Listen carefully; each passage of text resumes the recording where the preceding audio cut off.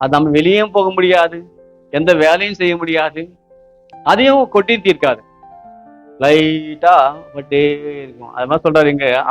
அதுக்கு சமமா வந்து யாரு? சண்டைக்காரியான ஸ்திரீ. சில பேர் இங்க இருப்பாங்க, வாய் திறப்பாங்க பாருங்களேன்.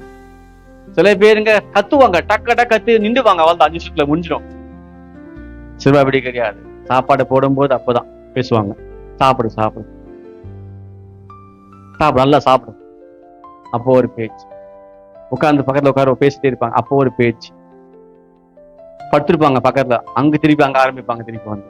இந்த பேச்சு வந்து எப்படின்னா, காலையில ஏஞ்சில இருந்து நைட்டு தூங்க வரைக்கும் அவன் சத்துருவான். எனக்கு தெரிஞ்சு பேச்சு கேட்டு கேட்டே வந்து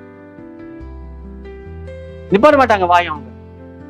இந்த மழை எப்படி நிக்காதோ அதே மாதிரி எந்த அம்மாவும் என்ன பண்ணுவாங்க, நான் வந்து பேச்சு சமமாவன். அல்லேலூயா. நல்லா சாலமோன் பயங்கரமா எதிர்க்காரு வந்து, நல்லா பரவாயில்ல வந்து. அதற்கு ஸ்தோத்திரம். ஆண்டவர் நம்ம நல்லா ஒரு கொடுத்த ஆடுமா நம்ம வேண்டாம், மற்றவங்களுக்கு கெடுக்க கூடாது, நம்ம எல்லாம் அது வேண்டாம், நம்ம எல்லாம் கூட அதே மாதிரி நம்ம காணாம போகக்கூடாது, ஆண்டவரை விட்டு மேய்ப்பை விட்டு காணாம போகக்கூடாது. அதே போல தெரிகட்டு போன ஆடு, இது ஒழுக்கம் இல்லாத, என்ன அடிபட்டாலும் அடங்க கேட்காத ஒரு ஆடு. அதே மாதிரி தோய்ந்து போன ஆடு, வந்து இல்லாத ஒரு ஆடு. இது வேணா நம்ம எல்லாரும் கூட நம்ம ஆண்டவர் வார்த்தையை கேட்டு எல்லாத்துலயும் நம்ம கீழே போய் ஆடா இருப்போமா. அல்லேலூயா.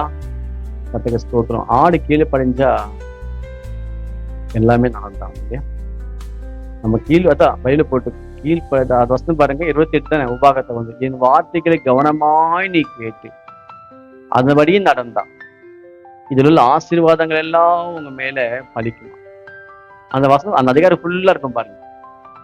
28 ஃபுல்லா அதான், எந்த வார்த்தைகளை நடக்கிற எவனும் கவனமாய் கேட்கணுமா, கவனமாக நடந்தா இது ஆசீர்வாதங்கள் எல்லாம் உங்களை பலிக்கும். கஷ்டமே, வெரி சிம்பிள் விஷயம். நீங்க ஆஸ்வதிக்கப்பட ஆண்டவர் வார்த்தைகளை கேட்டு நடந்தாலே நம்ம சந்தோஷமா இருப்போம். அதே மாதிரி மேய்ப்பனுக்கு அடங்குற ஆடா இருப்போம், ஆண்டவருக்கு கீழ்ப்படுகிற ஜனங்களாய் இருப்போம். கர்த்தர் நம்மை புதிய மாதத்திலே ஒரு புதிய காரியங்களோடு ஆண்டவர் நம்மை சந்திப்பாராக.